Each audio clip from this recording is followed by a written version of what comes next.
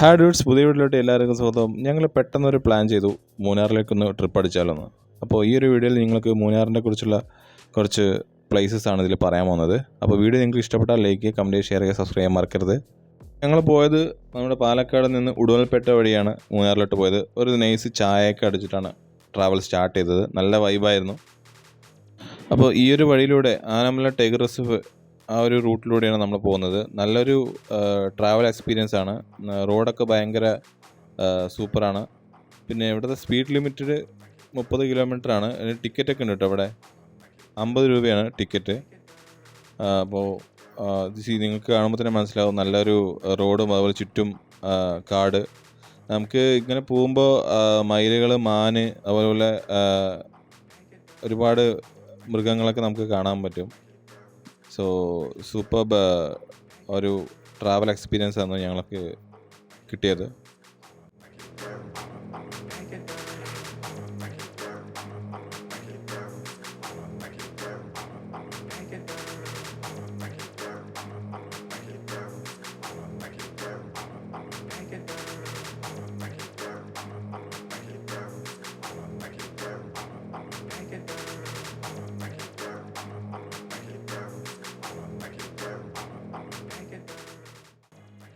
അങ്ങനെ ഞങ്ങൾ ആദ്യം പോയത് ഇരച്ചിൽപ്പാറ വെള്ളച്ചാട്ടത്തിലേക്ക് പോയത് കേട്ടോ.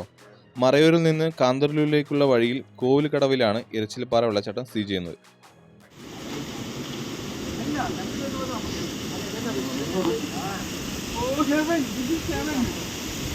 തൂമഞ്ഞു പോലെ വെള്ളം വീഴുന്ന ഇരച്ചിൽപ്പാറ വെള്ളച്ചാട്ടം വളരെ ഫേമസ് ആണ് നമ്മുടെ മൂന്നാറിൽ. ഏകദേശം 300 അടിയിലധികം ഉയരത്തിൽ നിന്ന് താഴേക്ക് പതിക്കുന്ന ഈ വെള്ളച്ചാട്ടത്തിലേക്ക് ഒരുപാട് പേരാണ് ഈ ഒരു സ്പോട്ട് കാണാൻ വന്നിരിക്കുന്നത്. വളരെ വല്ലാത്തൊരു എക്സ്പീരിയൻസ് ആണ്. നിങ്ങൾക്ക് എക്സ്പീരിയൻസ് കാണണമെങ്കിൽ ശരിക്കും ഇവിടെ വന്നിട്ട് തന്നെ നിങ്ങൾക്ക് ആ ഒരു എക്സ്പീരിയൻസ് ഫീൽ ചെയ്യണം. നമ്മുടെ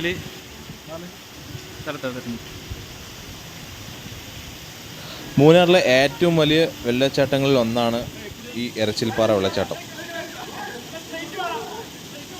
കാണില്ല.